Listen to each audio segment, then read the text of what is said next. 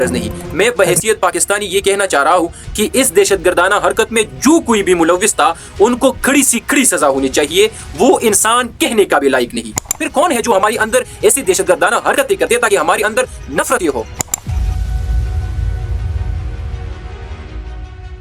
23 April 2025 کو بھارتی زیر انتظام کشمیر کے ضلع اننت ناگ کے علاقے پہلگام میں واقع بائیسارن وادی میں ایک دہشت گرد حملہ ہوا، جس میں کم از کم 28 سیاح ہلاک اور 20 سے زائد زخمی ہوئے۔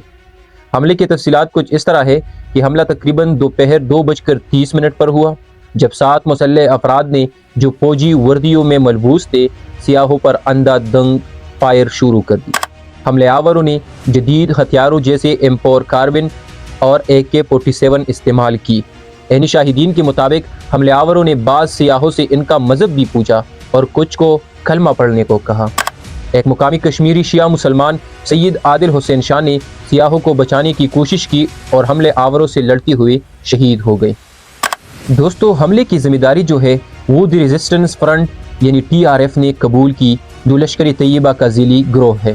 TRF نے اس حملے کو کشمیر میں مبینہ غیر مقامی آبادکاری کے خلاف مزاحمت کے طور پر پیش کیا۔ دوستو، اس حملے کا سیاحت پر بہت گہرا اثر ہوا ہے۔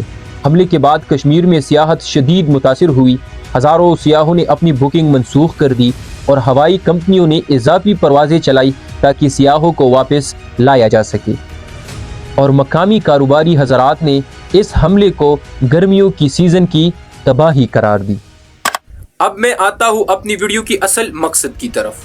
اب یہ کہنا کہ یہ دہشت گردانہ حرکت TRF نے کی، یا یہ دہشت گردانہ فعل پاکستان نے کی، یا اس میں بھارتی حکومت ملوث تھی، مجھے اس سے کوئی غرض نہیں۔